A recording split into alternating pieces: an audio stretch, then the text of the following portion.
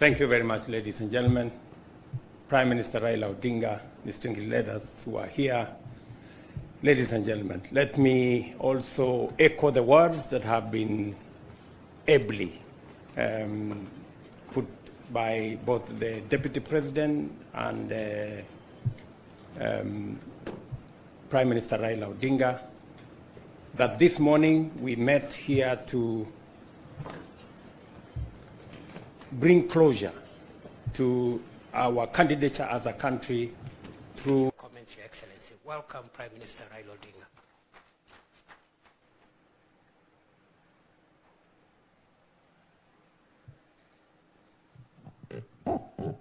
Your Excellency, na viongozi wote ambao wamefika hapa, hamjambo. Hamjambo tena. You should never worry at all. If you are sick, don't be worried. There are only two things that can happen to you. You can recover or you can die. If you recover, there's nothing to worry about. Mpenzi mtazamaji, mara mingi unapata the deputy president ndio anakaribisha president pale tuseme kama kuna speeches wakati wa Jamhuri Day, wakati wa Madaraka Day na wakati wa sherehe mbalimbali. Lakini siku ya leo mpenzi mtazamaji, kama hujatazama hiyo video, nitakuwekea hapa pale ambapo Raila'S ndiye alikaribisha the President of Republic of Kenya. Na kingine kumekuwa na issue ambayo watu wengi hawajaweza kutazama ama kuchanganua sana pale ambapo Raila'S amekuwa na kuwa addressed like a prime minister, na swali likakuja na watu wakaanza kujiuliza, je, is there a possibility of a formation ya position ya prime minister katika taifa la Kenya? Kwa sababu ukizingatia kwamba the mahakama ya Kenya ilisema kwamba the Kenya Kwanza is not the majority in parliament, basi ni kumaanisha kuna uwezekano Azimio wakawa ndio wenye hiyo position. Na sasa ili kuhifadhi president as a president, tunahitaji ikuwe kana kwamba ni mkate nusu kama wakati wa President Kibaki. Na mpenzi mtazamaji, sijui maoni yako ni gani, kwa sababu siku ya leo kitu hicho nimekitazama kwa makini sana pale ambapo the deputy president Kindiki, huyu wa kuchaguliwa ambaye alimtaja akimkaribisha aliyekuwa prime minister kiongozi wa opposition Raila'S pale azungumze, akamuaddress kama prime minister. Naye President of Republic of Kenya alipokaribishwa na Raila'S kinyume cha protocol, kwa sababu normally the protocol the deputy president ambayo ni the second in command ndiye anafaa kukaribisha the first in command, lakini hapa tunaona the second in command anakaribisha former prime minister Raila'S, kisha Raila anamkaribisha the president of Republic of Kenya. Kusemekana ya kwamba mpenzi mtazamaji, ili temperature za kisiasa zikaweze kupungua, kuna uwezekano wa formation ya position of prime minister, mpenzi mtazamaji. Lakini kama sijakuwekea hiyo video, utazame wewe mwenyewe, nataka utupige support. Chukua simu yako, dial *802#, account weke 845124 *802#, account weke 845124, na mambo yanakuwa kwa safi kabisa. Returning subscriber, asante sana. Wale ambao ni wetu, kaeni hapa, karibieni tena, kujeni tuzungumze mambo haya, kwa sababu ni mambo ambayo hayazungumzwi bali pengine. Hapa ni Pap TV, mimi naitwa Ikuwa Wanga presenter. Mpenzi mtazamaji, sijui maoni yako ni gani? Is there a possibility of us having a prime minister sasa tena katika Republic of Kenya? Kwa sababu huyu ambaye ni chief cabinet secretary ambaye anajiita Mudavadi, hiyo position huenda ikabaki tu hivyo. But maoni yangu naona kana kwamba mpenzi mtazamaji, huenda kukawa na formation ya prime minister ili kuretain Raila'S kama mkubwa bado katika taifa la Kenya, kwa sababu jinsi ambavyo mazungumzo yamekuwa leo pale Mombasa ni kwamba the address ya former prime minister haijakuwa katika mdomo wa President William Ruto. Hakuja kuwa na neno former prime minister jinsi ambavyo amezoea kumuita. Naye Kindiki, deputy president wa kuappointiwa na huyu ambaye tunasema ni president wa Republic of Kenya, imekuwa ni prime minister. Kwa hivyo mpenzi msomaji, sijui kama tunaona the same na wewe, unaweza niandikia hapo kwa comment, is there a possibility of formation of the position ya prime minister katika Republic of Kenya ili kutuliza? Maana katika wakati wa former president Kibaki, ili kutuliza temperature katika Republic of Kenya, Raila'S alitulizwa na na ile ambayo tunasema ni position ya prime minister, kusema pengine atakuwa the head of government, naye William Ruto awe the head of state. Sijui mpenzi mtazamaji, ni maoni tu, lakini unaruhusiwa pia kuandika yako. Kingine ni kwamba Raila Amolo Odinga katika speech yake amesema ya kwamba mimi nilishindwa, lakini nilishinda pale AU, lakini kuna kazi ambayo nakuja kuungana na hawa majamaa niweze kuifanya. Wewe unafikiria ni kazi gani? Do you think ni kazi ya prime minister, ama Raila Amolo Odinga ataweza kutulizwa na position ya prime minister, ama atasema we are the majority, tumuondoe mamlakani, sisi tuchukue kiti hiki? Maoni yako ni gani mpenzi mtazamaji? Naitwa Ikuwa Wanganga, hapa ni Pap TV. Hebu tazama video ya Rais William Ruto akimuaddress former prime minister Raila Amolo Odinga kama prime minister, kumaanisha there is nothing like former, na pia deputy wake Kindiki akasema Mr. Former our prime minister, karibu sana. Is there a possibility of formation of the position of prime minister in Republic of Kenya? Maoni yako ni gani mpenzi mtazamaji? Usisahau kusubscribe, kucomment na kushare ili tuendelee kuzungumzia swala hili hapa chini na mambo yatakuwa yako safi kabisa. Ikuwa Wanganga, hapa ni Pap TV. Make your comments, Your Excellency. Welcome, Prime Minister Raila Odinga.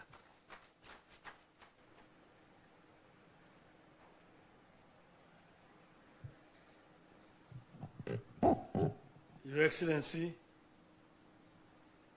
na viongozi wote ambao wamefika hapa, hamjambo. Hamjambo tena. You should never worry at all. If you are sick, don't be worried. There are only two things that can happen to you. You can recover or you can die. If you recover, there's nothing to worry about. But if you die, there's also nothing to worry about. Because if you die as a Christian or as a Muslim, you have only two places to go to. Either you go to heaven or you go to hell. So if you go to heaven, you have nothing to worry about. You enjoy. But if you go to hell, you should not worry. Why? Because you're going to meet so many of your friends there that you'll take a lot of time greeting them and wishing them well, that you will not have time to worry about. So I told them that, look, if we win in Addis, we will have succeeded. But if we don't win, if we lose, we will also have succeeded. Right? Because we will have other jobs to do. We'll come back home and do other things. So we have succeeded because we will now come back home to join you people here, back home. So I am very grateful to be back home. I want to thank again my brother, younger brother, President William Ruto, who stood by me. He never asked me to run. I announced myself that I was going to run for this position of chair of African Union Commission. And he only came after I made the announcement to say that he was supporting my candidature. And he did support my candidature not just by words, but by deeds. He put up the machinery to help the campaign for me. I've seen billions being said, quoted. Somebody's talking about 13 billion shillings spent on the Raila campaign. I don't know in which world those guys live on, whether they know what a billion means. A billion shillings to do what? The money that was spent was the money that was necessary just to hire transport to travel around. And we were not living luxuriously. We were eating whatever was given to us wherever we went to. And many other African countries were very generous. They provided us accommodation and so on. So, but the government gave what required. The Ministry of Foreign Affairs was available 24/7. And the other government departments to make appointment for me to be able to meet the leadership across the continent. So I want to thank my brother very profusely for their support. And I also want to thank the other leaders across the continent, those who voted for us. There are those who stood with us to the last moment and voted. And if we had wanted, we would have completely stopped the elections, because you require 2/3 to be elected. And these leaders were ready to go with us to the end, and they would not have been able to get the 2/3. So I thank them.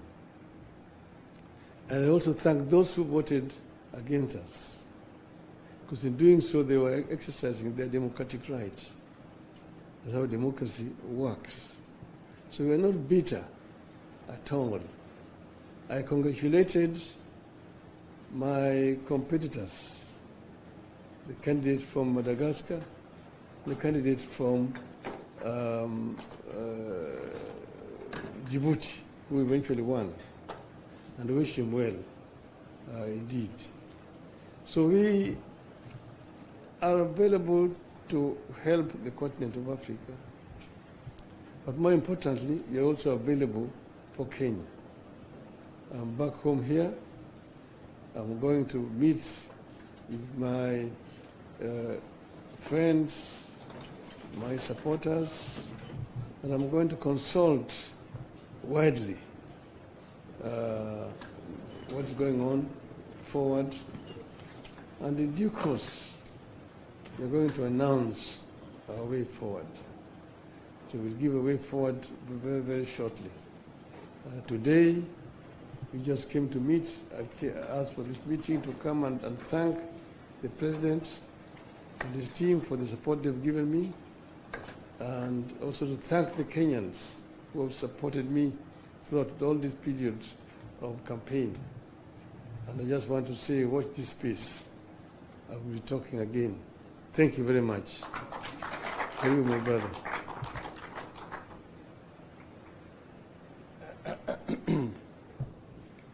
Thank you very much, ladies and gentlemen. Prime Minister Raila Odinga, distinguished leaders who are here. Ladies and gentlemen, let me also echo the words that have been ably put by both the Deputy President and Prime Minister Raila Odinga, that this morning we met here to bring closure to our candidature as a country through Raila Odinga for the Africa Union Commission Chair.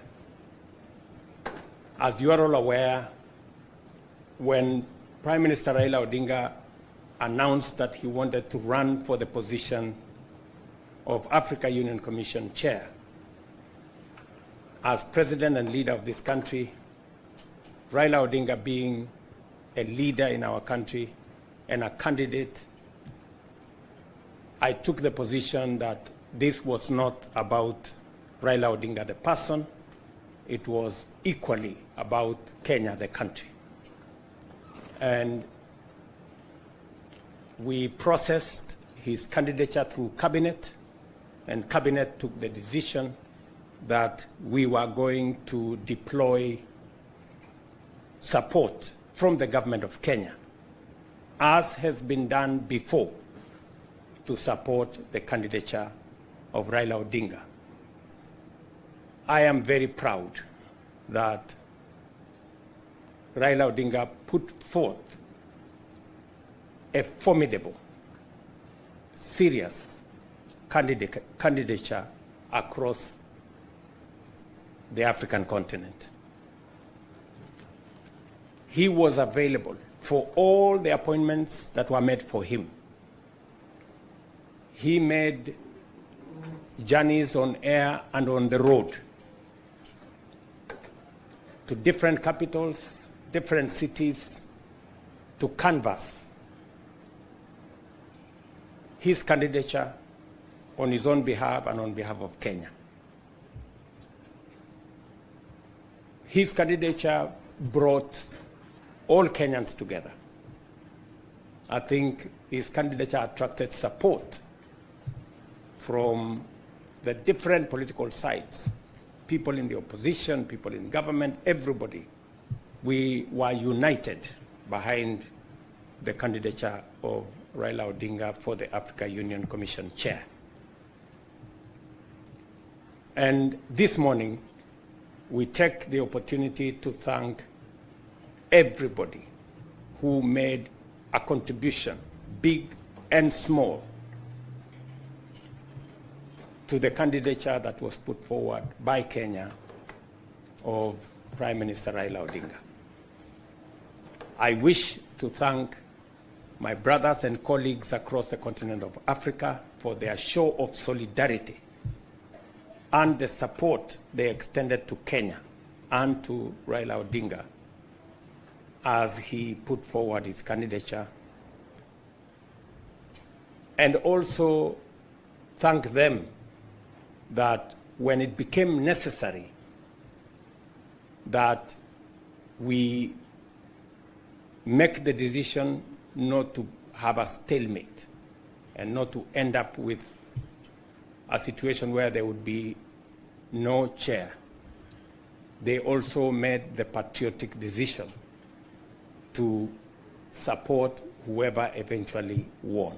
So as a continent, we are proud that we went through an election. Every candidate, including Kenya, was given the opportunity, but ultimately we remain as a united continent with an Agenda 2063 that Kenya is going to continue to contribute robustly as we build the necessary infrastructure and network to support intra-Africa trade that has the biggest potential, to support energy transmission and generation, to support agro-processing and value addition across our continent, and to continue to tap into the enormous opportunity that exists for trade and investment in our continent. I also wish to take this opportunity to thank all Kenyans of goodwill who prayed, who gave support in different ways for us to achieve this candidature and to support the Honorable Raila Odinga. Let me also thank the officials, many officials at the Ministry of Foreign Affairs and other state departments. Many ministers were available, many other public officials were available. People in embassies across Africa made their contribution by ensuring that there was adequate preparation for the various visits that were undertaken and all the other support that was required for us to take the candidature to where it got.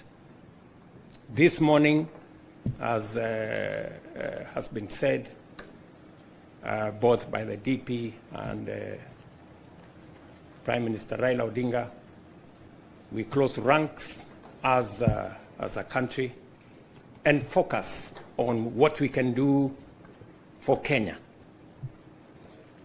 The things that require our collective effort as an administration that is now broad-based. There is every reason for us to accelerate the momentum for the delivery of the things that will transform our nation. And I must be grateful that the necessary political capital that is required to move transformative programs in our country now exists courtesy of the broad-based government, and we will continue to focus on developing the things, the programs and the policies that will catapult our country to the next level. And we need all hands on deck to be able to achieve this vision and mission. And therefore, this afternoon, let me proudly say, my good brother Raila Odinga, you represented Kenya very well. We had, I must say this, I have supported many people in the past, but we had a fantastic candidate. He was present, he was available, and he did what needed to be done. So to all of you and to the people of Kenya, it is again a proud moment for us to receive you back home and to engage with you as we drive the development of our country, as we engage in the nation-building exercise, and as we broaden and widen our engagement as the people of Kenya towards achieving that which will bring equity, which will bring prosperity, and that which will bring transformation for our nation. So I want to say thank you very much.